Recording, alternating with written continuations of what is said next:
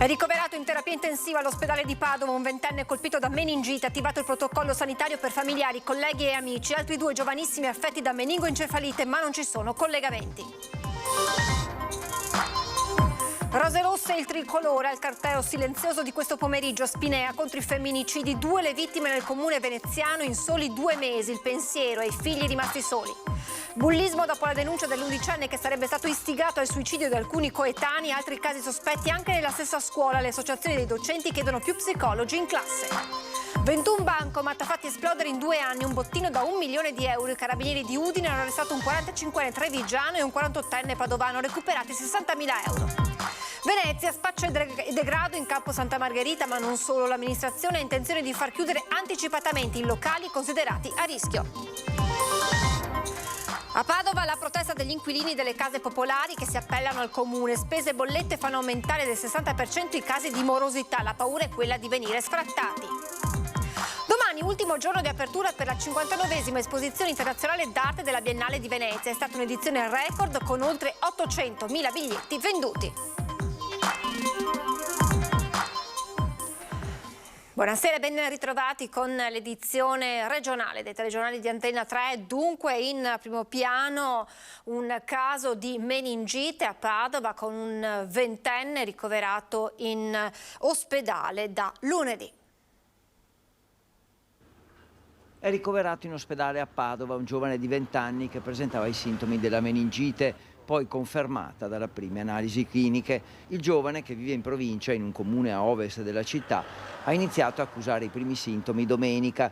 Inizialmente sembrava una forte influenza stagionale, con nausea, vomito e febbre alta. Con il passare delle ore, però, nonostante le medicine, la situazione è peggiorata e la famiglia ha deciso di chiamare il 118. Il ventenne è stato così ricoverato d'urgenza in terapia intensiva all'ospedale di Padova, dove la diagnosi è stata confermata dopo i primi accertamenti: meningite da meningococco, e ora le sue condizioni sono stabili. Come sempre in questi casi è stato attivato il protocollo sanitario, che prevede una terapia antibiotica per tutti coloro che sono stati a contatto con il ragazzo, dai familiari ai colleghi di lavoro agli amici. Non sono emersi altri casi, mentre nei giorni scorsi sono stati accolti anche 2 pazienti pediatrici affetti da una forma di meningoencefalite. Nessun collegamento tra i casi. Rose rosse e il tricolore al corteo silenzioso di questo pomeriggio nel veneziano a Spinea contro i femminicidi.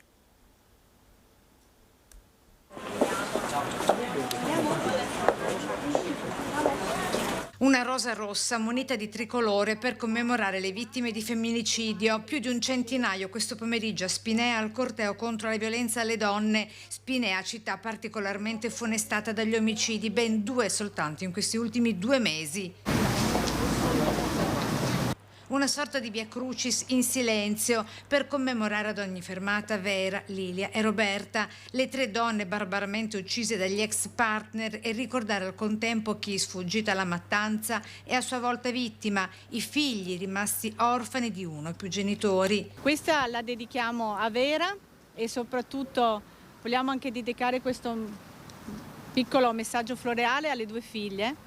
La nostra comunità è stata anche colpita di recente da un fatto piuttosto grave, e quindi a maggior ragione siamo qui tutti insieme oggi. E si spiega in maniera semplice che purtroppo non sempre le cose vanno bene e che è giusto anche, come dire, essere presenti per far sì che tutti si accorgano del problema e per far sì che venga trovata una soluzione il prima possibile, per far sì che l'aiuto sia maggiore in questi casi. Per sostenere appunto questa causa che insomma è abbastanza sentita in questo periodo, e purtroppo per le cose che sono successe ultimamente sempre più frequentemente. Una passeggiata in silenzio durata oltre un'ora perché nel ricordo rimanga la promessa di aiutare e di farsi aiutare, non esitando di chiamare il numero antiviolenza 1522 per prevenire nuove tragedie e ricevere un fiore come gesto di gioia e di vita e non di morte. Questo per Roberta. Bullismo nel Trevigiano dopo la denuncia nei giorni scorsi di quell'11enne che sarebbe stato istigato al suicidio da alcuni coetanei. Emergono altri casi sospetti anche nella stessa scuola. Il fenomeno riguarda sempre più giovanissimi, certificano l'associazione dei docenti che chiedono più psicologi nelle classi.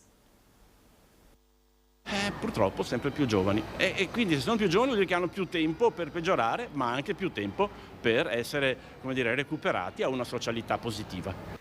Sono sempre più giovani i bulli e le loro vittime, non solo teenager ma anche bambini, un fenomeno che si è allargato recentemente, come certifica il trevigiano Giampaolo Sbarra, vicepresidente nazionale dell'Associazione Docenti e Dirigenti, una vita professionale trascorsa nelle scuole del territorio. Credo che il Covid e il lockdown abbiano portato un contributo significativo all'accelerazione di questi fenomeni e quindi questo va affrontato in maniera molto specifica all'interno delle scuole e fuori dalle scuole.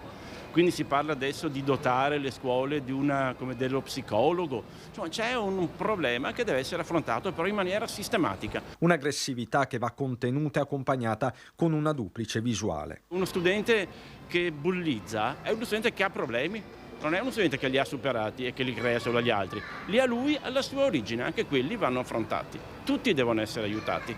La punizione non può essere l'unica risposta, perché non ci risolverà il problema, non ci aiuterà ad affrontarlo nella sua complessità, anzi ci darà l'illusione di aver fatto qualcosa, ma certamente è qualcosa che non basta. E questo nei giorni in cui nel Trevigiano fa clamore la storia di quel bambino undicenne bullizzato da 3 coetanei, denunciati anche per istigazione al suicidio. Il bimbo, per scelta dei genitori, continua a rimanere a casa da scuola, la stessa dove venerdì mattina un altro undicenne è stato colpito con un pugno al naso nell'ora di ricreazione. Stava giocando alla macchina gialla, racconta il fratello maggiore del diretto interessato, facendo riferimento a un gioco molto in voga sui social, già perché l'altro tema è quello dei cellulari liberi e dello spirito di emulazione. Questi ragazzini che sono sullo smartphone da quando hanno 10, ma prima anni, e quindi sono all'interno di un mondo che nessuno controlla e dove nessuno li guida, tutto questo ha delle conseguenze e quindi richiede da parte nostra di adulti, di educatori, una responsabilità sempre maggiore. 21 bancomat fatti esplodere in 2 anni, un bottino da 1 milione di euro. I carabinieri di Udine hanno arrestato 2 soggetti, tra cui un 45enne trevigiano.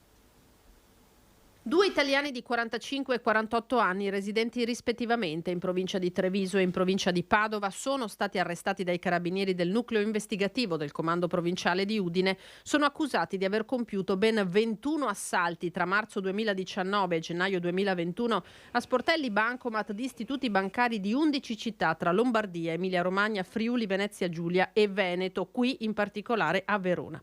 1 milione di euro il bottino complessivo. I carabinieri hanno eseguito un'ordinanza di custodia cautelare in carcere emessa dal GIP del Tribunale di Udine alla luce di quelli che gli inquirenti ritengono essere gravi indizi di colpevolezza. Tra i reati contestati ai 2 arrestati, fabbricazione e porto illegale di esplosivi in pubblico, ricettazione, rapina aggravata e il furto di 3 auto utilizzate poi per compiere gli assalti ai bancomat. Nel corso delle indagini, infine, i carabinieri sono riusciti a recuperare oltre 60.000 euro, ritenuti parte del denaro rubato facendo esplodere gli sportelli automatici. 2 giovani ritenuti gli autori di truffe ai danni di persone anziane spacciandosi per finti addetti del gas o di gestori telefonici sono stati fermati tra i casali di Ferrara Nord e Ferrara Sud lungo l'autostrada 13 Bologna-Padova dalla polizia stradale, denunciati per ricettazione. I 2 campani, entrambi di 21 anni, viaggiavano a bordo di una Smart a forte velocità e sono stati fermati. I successivi accertamenti hanno fatto emergere che i 2 sarebbero responsabili di almeno 2 raggiri ai danni di pensionati, una residente a Rovigo alla quale hanno rubato monili in oro e una che abita a Treviso alla quale avrebbero rubato 600 euro. Perquisendo i giovani, la polizia ha trovato i gioielli e 1.070 euro in contanti e sono stati così denunciati. Spaccio e degrado in Campo Santa Margherita a Venezia, ma non solo. L'amministrazione ha intenzione di far chiudere anticipatamente i locali considerati a rischio.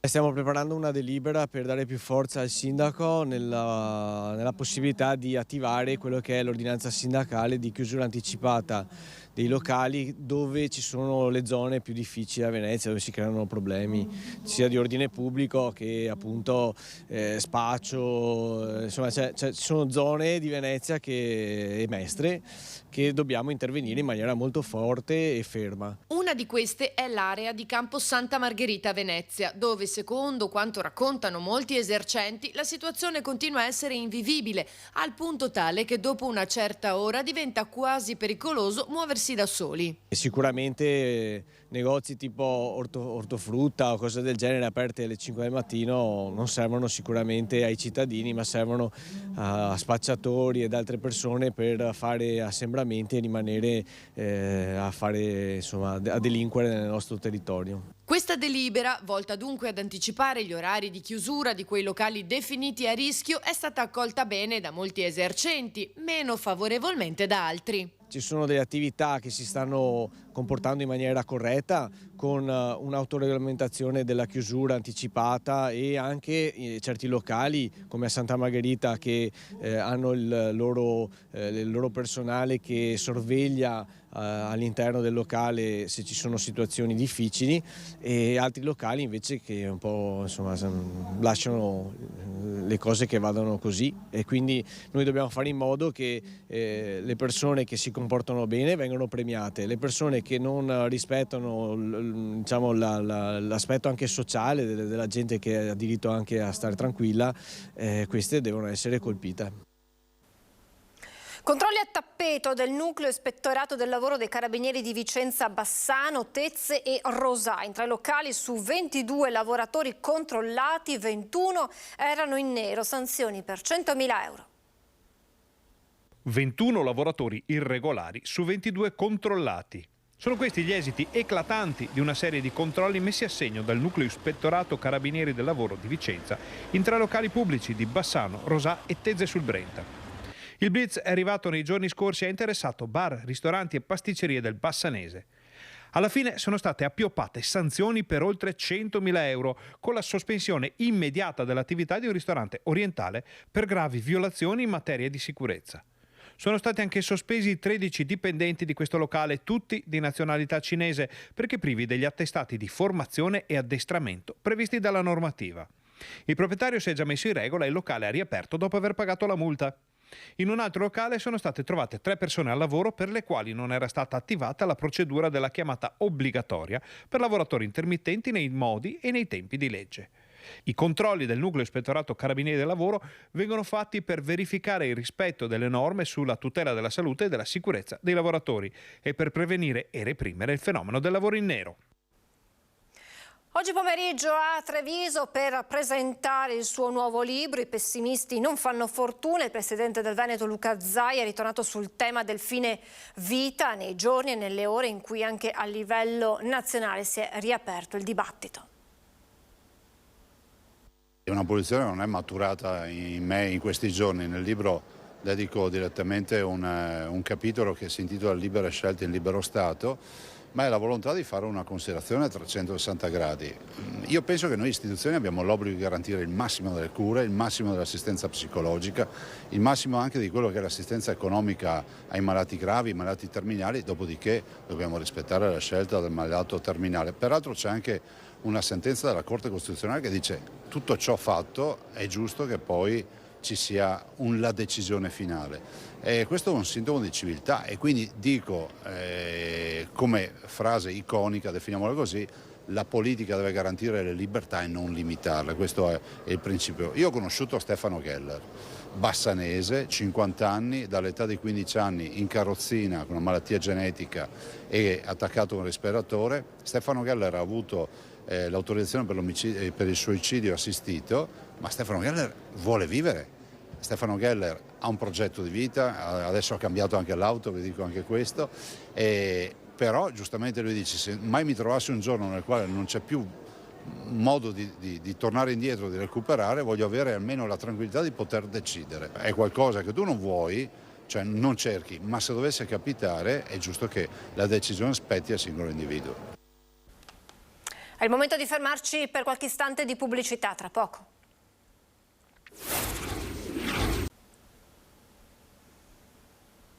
Rieccoci in diretta, andiamo a Padova con la protesta degli inquilini delle case popolari soffocate dagli aumenti.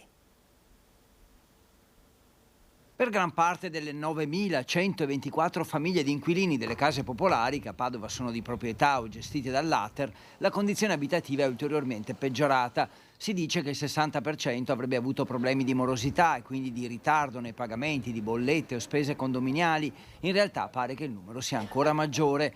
Gli inquilini si lamentano, vorrebbero manutenzioni più rapide e frequenti, aumentano il peso delle spese per l'energia sui bilanci familiari. Ci sono casi in cui le spese condominiali sono 5.000 euro all'anno a fronte di affitti di 80-100 euro al mese. In questi mesi le spese condominiali sono aumentate di 500 volte, abbiamo famiglie in estrema difficoltà, oltre alla crisi sociale ed economica abbiamo questo enorme aumento delle spese energetiche per scaldarsi e per avere la luce in casa e le persone non ce la fanno più.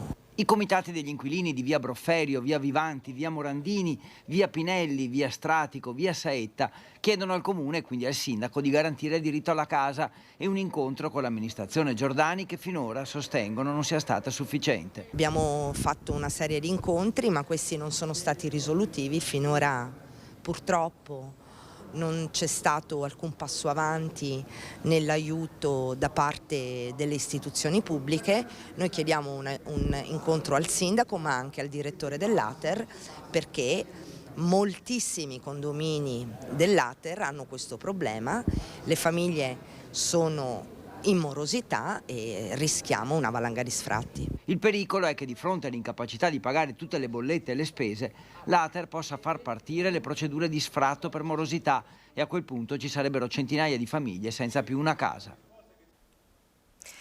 Già da questa mattina la Protezione Civile del Veneto ha dato la disponibilità a partire per Ischia. Sapete, è stata investita da questa nota di maltempo che ha provocato una frana che ha causato 8 morti, diverse decine le persone disperse, sfollati, una situazione drammatica. Il Veneto ha dato la propria disponibilità con 12 squadre, 4 autocarri, 4 macchine operatrici e altri mezzi in dotazione alla Protezione Civile. Al momento però non è stato chiesto l'invio. Questo quanto comunica l'assessore regionale Bottaccin. Voltiamo pagina, domani ultimo giorno di apertura per la 59esima esposizione internazionale d'arte della Biennale di Venezia. È stata un'edizione record. Con la direttrice Cecilia Alemani tracciamo un primo bilancio di questo grande evento.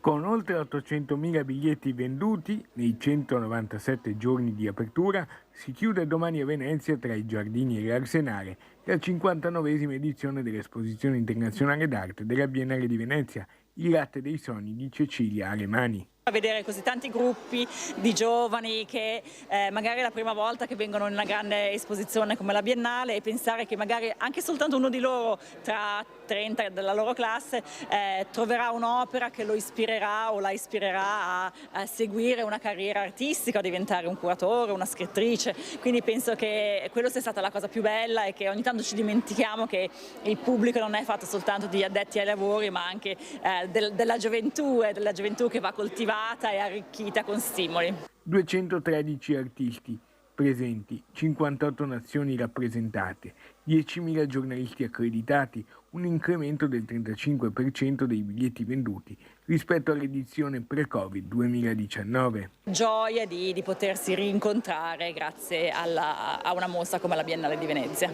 Cosa? Adesso che è finita non ne farebbe un'altra di Biennale? Adesso che è finita sono felicissima, spero di aver fatto un buon lavoro e sono molto curiosa di sapere chi sarà la prossima curatrice o il prossimo curatore. Per adesso va bene così. Lei cosa fa? Io vado in vacanza per 1 mese e mezzo, no, io torno al mio lavoro sulla High Line a New York, che è il mio lavoro da tantissimi anni, che mi piace tantissimo, è sempre molto, ci sono sempre nuovi progetti, quindi sono molto felice di tornare lì. È tutto, vi lascio le previsioni del tempo, grazie per essere stati con noi, buon sabato sera.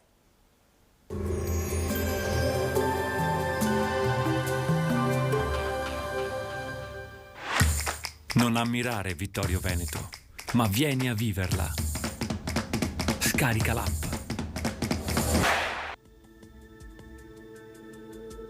Bentrovati al meteo. È ancora l'alta pressione a comandare il tempo sul nostro territorio. La giornata dunque trascorrerà all'insegna della stabilità. Il dettaglio di domenica 27 novembre. Sul Veneto sarà soleggiato, il cielo si presenterà sereno o al massimo velato. Da segnalare solamente la possibilità di nebbie mattutine in pianura. Temperature in calo, minime tra lo 0 e i 4 gradi, massime invece comprese tra 9 e 12 gradi all'incirca. Spostiamoci ora sul Friuli Venezia Giulia, cielo in genere terso e limpido, al massimo poco nuvoloso, tanto sole ovunque. Temperature minime intorno a 1-5 gradi, massime sugli 11-13 gradi. Infine diamo uno sguardo al Trentino Alto Adige, tempo ancora molto soleggiato con transito di alcune velature nel corso del pomeriggio ma del tutto innocue. Temperature minime intorno allo 0 o di poco inferiori, massime sui 9 gradi all'incirca. Dal meteo è tutto, vi auguro un buon proseguimento in nostra compagnia.